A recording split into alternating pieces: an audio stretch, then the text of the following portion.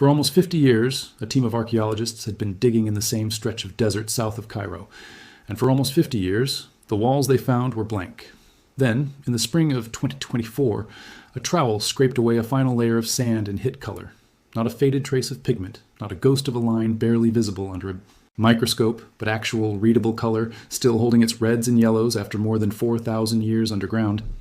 What the team uncovered that day would turn out to be one of the most complete painted tombs ever found in a region where painted tombs are almost unheard of, and it would force historians to reconsider what they thought they knew about the lives of the people who worked in the shadow of Egypt's oldest pyramids. The site is called Dashur. If you have heard of Giza, you probably have not heard of Dashur, and that is strange, because it is arguably more important to the history of pyramid building than Giza itself. Dashur sits about 25 miles south of Cairo, on the edge of the same desert plateau that holds the more famous monuments, and it was here that Egyptian builders figured out how to build a true pyramid in the first place. The pharaoh responsible was Sneferu, founder of the 4th dynasty and father of Khufu, the king who would later build the Great Pyramid at Giza. Sneferu built more pyramids than any other Egyptian ruler, and 2 of his surviving attempts still stand at Dashur today. One is the bent pyramid, named for the strange change in angle partway up its sides, a visible record of ancient engineers realizing mid-construction that their original slope was too steep and would collapse. The other is the red pyramid, built after that correction, and considered the first successful true pyramid in Egyptian history. Everything that followed at Giza, all of it, depended on lessons learned at Dashur first. Because Dashur was a royal burial ground, it was not only home to kings. Officials, priests, and administrators who served the palace during their lifetimes wanted to be buried near their rulers in death in the belief that proximity to royal power would carry into the afterlife. This produced a sprawling field of smaller tombs surrounding the pyramids, built for the people who kept the machinery of the Old Kingdom running. Most of these tombs are simple. Most of their walls, when preserved at all, carry only inscriptions or plain relief carving. Painted decoration in this particular necropolis is rare enough that finding it makes archaeologists sit up. The team responsible for the 2024 discovery was a joint Egyptian and German mission working under the German Archaeological Institute in Cairo, an organization that has been excavating at Dashur continuously since 1976. That is nearly 5 decades of careful, unglamorous work, the kind that rarely makes headlines, because most seasons turn up pottery fragments and foundation lines rather than anything dramatic. The mission's long-term focus has been the area surrounding Sneferu's pyramids and the slightly later royal complexes nearby. It was during a routine season of clearance and survey in this zone that the team identified the outline of a large mud brick structure that had not been documented before.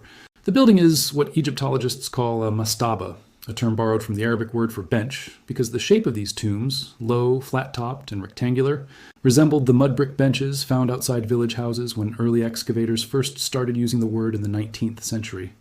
Mastabas were the standard tomb form for non-royal elites throughout the Old Kingdom, built above a shaft that led down to the actual burial chamber, with the visible superstructure serving as a chapel where living relatives could bring offerings for the dead.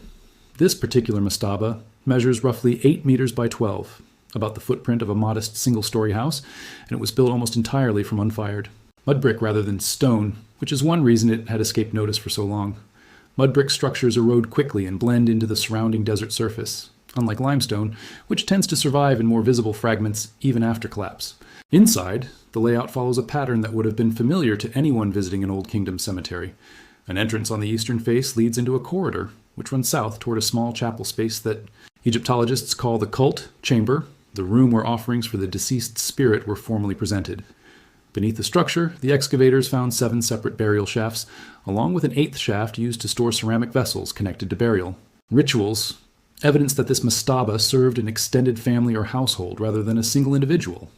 It is the corridor and the cult chamber, the 2 most publicly visible parts of the structure, that carried the painted decoration, applied directly onto a layer of mud plaster covering the brick walls. To understand why any of this mattered enough to make international news, it helps to understand what a mastaba chapel was actually for, because Old Kingdom Egyptians were not building these spaces to be admired the way a modern visitor might admire a museum piece.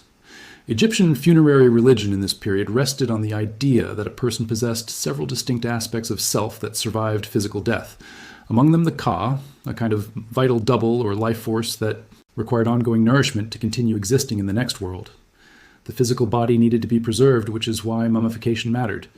but the K needed food, drink, and material goods on a continuing basis, delivered symbolically through ritual offerings performed by living relatives or, more often over time, by professionally hired mortuary priests. The chapel of a mastaba, the corridor and cult chamber that this newly found tomb centers on, was built specifically to host that ongoing ritual, which is also why its walls carried images of bread, beer, cattle, and other provisions. The pictures were not simply illustration. In Egyptian religious thought, a properly executed image or inscription carried real magical function, meaning that even if living descendants eventually stopped bringing physical offerings, generation after generation, the painted and carved scenes on the walls were believed to continue supplying the K indefinitely through their own symbolic power. That belief is precisely why so much care and expense went into decorating spaces that no one intended to be regularly visited or viewed once the tomb was sealed. The identity of the tomb's owner survived because ancient Egyptian funerary architecture almost always included what is known as a false door, a carved stone panel built into the wall of the chapel that symbolically allowed the deceased's spirit, the Ka, to pass between the world of the living and the world of the dead. False doors were not decorative flourishes. In Oldie kingdom religious belief, the tomb chapel was the point of contact between the living, who brought food and drink offerings, and the dead, who required a continuous supply of sustenance to survive eternity. The false door was the threshold where that exchange took place, and it was almost always inscribed with the name, titles, and family details of the tomb's owner, because a name spoken aloud during ritual offerings was itself believed to sustain the dead. In this tomb, the limestone false door named a man called Seneb-Nebef, who held several administrative posts connected to what Egyptian texts describe as the Kentiu Shi, roughly translated as the residence or staff of the palace district, meaning he worked within the machinery of the royal household itself, rather than in a purely ceremonial or religious role. Buried alongside him was his wife, a woman named Idut, whose own titles identify her as a priestess of Hathor, the goddess associated with motherhood, joy, and fertility, and as what is translated as Lady of the Sycamore, a title connected to a specific sacred tree associated with Hathor's cult. Together, their titles sketch a household with real standing in the palace hierarchy of the late Old Kingdom, prosperous enough to commission a large tomb, but not so elevated that they belonged to the royal family itself. Dating the tomb relied on a combination of evidence, rather than any single piece of proof. The architectural style of the mastaba, the format of the inscriptions, the specific artistic conventions used in the paintings, and a set of ceramic vessels recovered from a ritual deposit inside the structure all pointed toward the same general period, the very end of the 5th dynasty, or the very beginning of the 6th, roughly 2300 BCE. That places the tomb about 2 centuries after Sneferu's pyramids were completed, meaning Seneb. What makes this tomb genuinely unusual is not its architecture or its inscriptions, but what covers its walls. Egyptian tomb decoration from this period generally falls into 2 categories. Relief carving, where images are cut directly into stone and then sometimes colored, was the dominant technique used in most elite tombs of the era, and it survives relatively well because the underlying image is physically carved into durable material. Painting applied directly onto plaster, without any carved outline beneath it, was far more vulnerable, since it depended entirely on a thin surface layer bonding to the wall and surviving intact. In the specific context of Dashur's Old Kingdom cemetery, painted decoration of this quality had almost never been documented before, which is what the mission's director, archaeologist Stefan Seidelmeyer, pointed to when describing why the find mattered so much to specialists in the field. He noted that the imagery offers a genuinely rare window into the artistic culture of the capital region during this specific stretch of the late Old Kingdom, a period for which comparable painted material from outside royal contexts is extremely thin on the ground. The scenes themselves depict everyday activity rather than formal symbolic ritual alone. Along the corridor and inside the chapel, painters rendered agricultural labor, including donkeys treading across piles of harvested grain to separate it from the husk, a threshing technique documented widely in Egyptian art but rarely preserved in paint this vivid.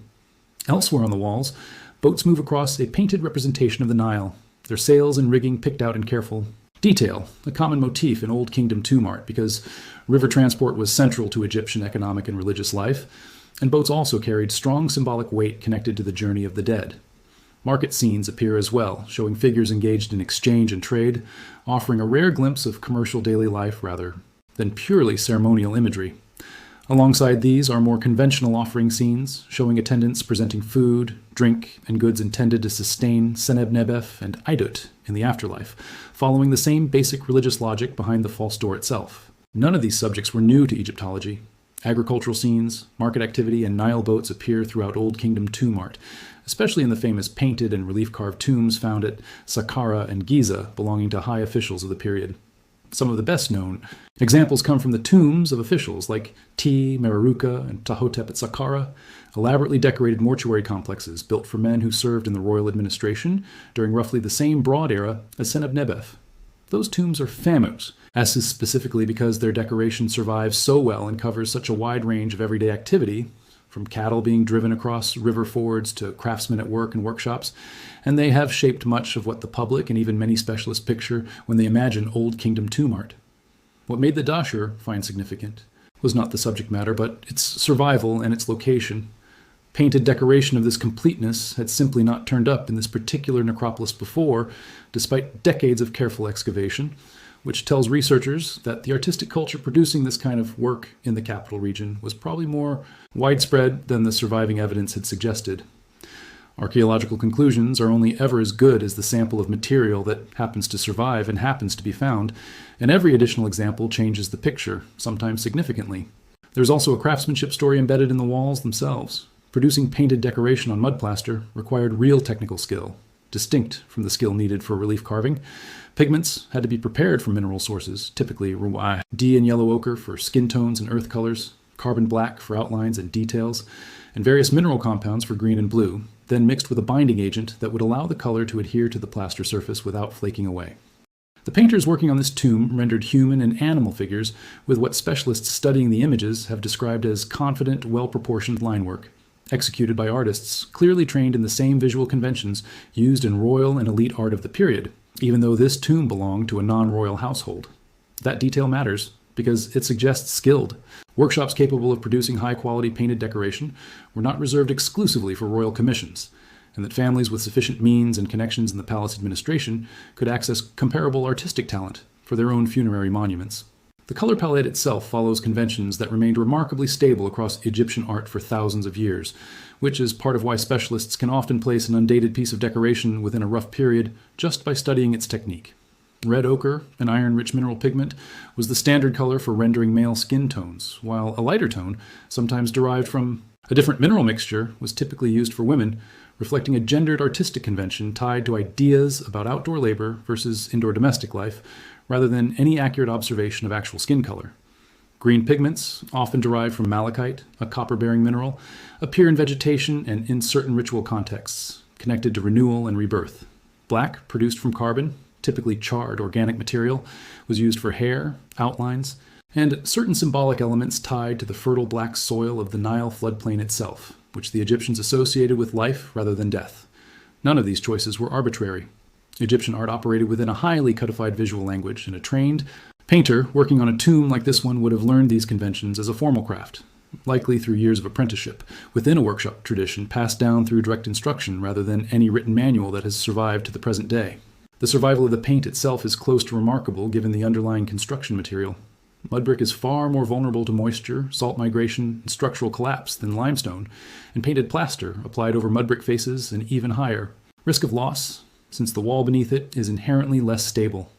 That this decoration endured in a legible, vividly colored state for roughly 4,300 years says as much about the specific burial conditions at this part of Dashur, likely dry, low-disturbance desert sand that limited moisture exposure, as it does about the original quality of the materials and technique used by the ancient painters. This discovery did not happen in isolation. The years just before and after, it produced an unusually active run of pyramid-related finds across Egypt. And taken together, they say something about where Egyptology actually stands right now. In 2023, the International Scan Pyramids Project, which uses non-invasive imaging technology, including cosmic ray muon detection, identified a 9-meter-long corridor, shaped void, above the main entrance of the Great Pyramid of Khufu at Giza, the first previously unknown internal feature located there in more than a century of study. That same technique, muon tomography, had first proven itself in 2017 when researchers using the same method degalleried deep inside the same pyramid, a discovery that remains one of the most significant confirmations of how much even the most studied structure on Earth still had left to reveal.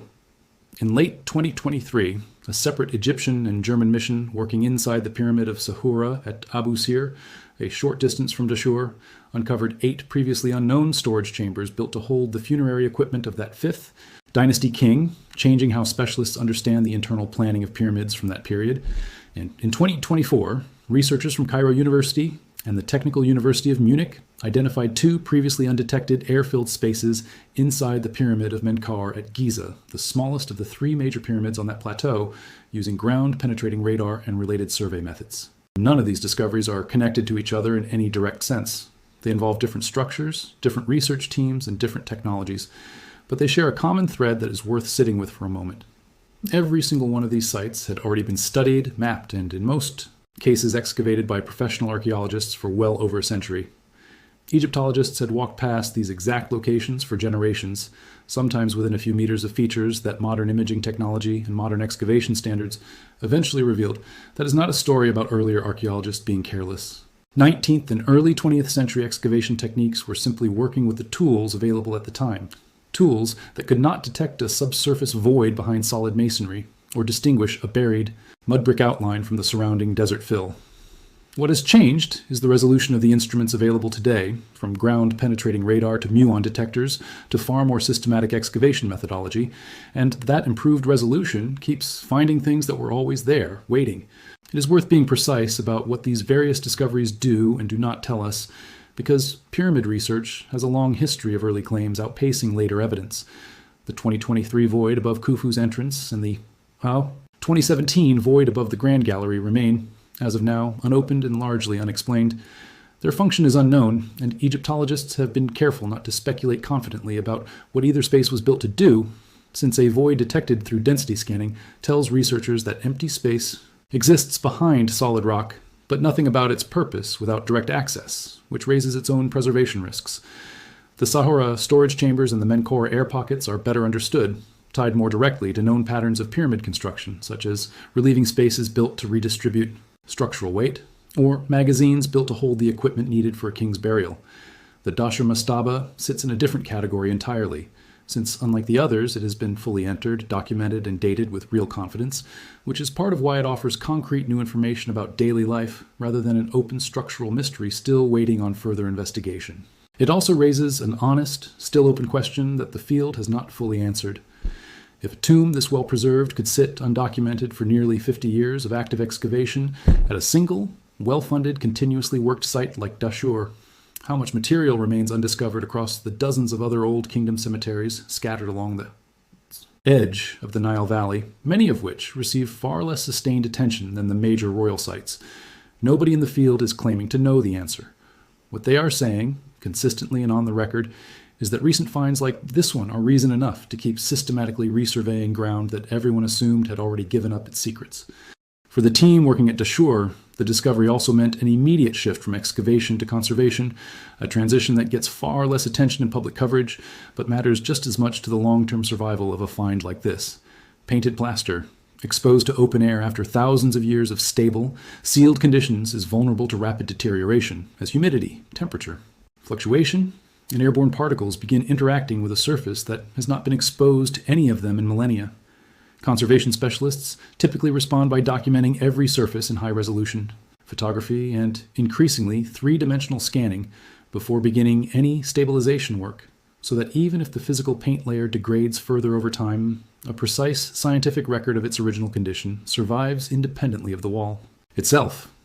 The German mission has stated its intention to continue excavating the surrounding cemetery and to carry out further cleaning and documentation of the tomb's inscriptions in the seasons that follow, work that is likely to continue producing new detail well beyond the initial announcement.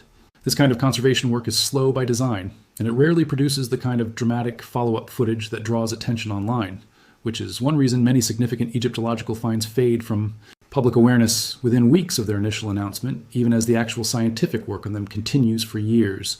Cleaning a painted surface that has survived over 4,000 years requires removing accumulated dirt and salt deposits without damaging the extremely thin layer of original pigment underneath. A process usually carried out millimeter by millimeter with soft brushes, controlled humidity, and, when necessary, chemical consolidants designed to stabilize flaking paint without altering its appearance. Every inscription also needs to be transcribed and translated in full. a task that can take specialists in Old Kingdom hieroglyphic script months or years, depending on the condition and complexity of the text, since damaged or partially eroded signs often require comparison against similar inscriptions from other known tombs of the same period to be read with confidence. None of that detailed philological work had been completed at the time the discovery was first announced, meaning much of what this tomb can ultimately tell historians about Seneb, Nebef, Idut, and the household they led is still being extracted from the walls themselves. Step back from the individual details, and a larger point comes into focus. The pyramids of Egypt are usually presented to the public as monuments to kings, enormous stone statements of royal power and religious ambition, and that framing is not wrong, but the world that built and maintained those pyramids was staffed by thousands of ordinary administrators, priests, craftspeople, and officials whose names rarely appear in mainstream retellings of ancient Egyptian history. Seneb-Nebef and Idut were two such people. He managed some corner of the palace bureaucracy. She held a respected religious office connected to one of Egypt's most widely worshipped goddesses. Neither of them ruled anything. Neither of them is mentioned in any king list or major historical chronicle. And yet the walls they commissioned for their own burial chapel, discovered by chance nearly 43 centuries later, preserve something a king list never could, a direct, brightly colored glimpse of how people who were not royalty imagined their own daily lives continuing into eternity, painted by artists skilled enough to render a donkey treading grain or a boat cutting across the Nile with real, observed confidence. That is ultimately what makes this discovery worth more than a passing headline. It is not a hidden chamber promising secret knowledge or a mystery-resisting explanation. It is exactly the opposite. A clear, well-documented, scientifically dated piece of evidence that fills in a gap historians already knew existed in the record of Old Kingdom daily life. Real archaeology mostly works this way, not through dramatic revelations that overturn everything scholars thought they knew, but through patient, decades-long excavation that occasionally turns up something precise enough to sharpen the picture that was already there. The German mission's own history at Dashur makes that point on its own. Nearly 50 years of seasonal excavation there produced pottery typologies, settlement maps, and incremental corrections to the chronology of Sneferu's building projects long before it produced anything as visually striking as a fully painted mastaba chapel, and it will likely produce decades more of comparatively quiet work before the next find of similar significance turns up, if it turns up at all. That is simply how the discipline advances, one season, one shaft, one wall at a time, with long stretches of unremarkable work punctuated by moments like this one. What stays with you, once the technical details settle, is not the archaeology itself, but the two people at the center of it. Seneb-Nebef spent his working life inside the machinery of a palace bureaucracy that has otherwise left almost no trace of the individuals who ran it. Idut served a goddess associated with joy and motherhood, a role that placed her within one of the most widely practiced religious cults in Egyptian history. Neither of them could have known that the walls they commissioned meant only for the eyes of priests, performing offering rituals, and for whatever divine or spiritual audience they believed those images were truly speaking to, would eventually be uncovered by strangers, speaking a language that did not yet exist when the paint was applied, examined under electric light, and described to millions of people they never could have imagined. 50 years of digging at Dashur produced this tomb. There is no reason to think it will be the last thing that ground still has to give up. If discoveries like this one are the kind of history you want more of, subscribe to the channel so you do not miss the next find, and drop a comment letting us know which ancient Egyptian mystery you want covered next.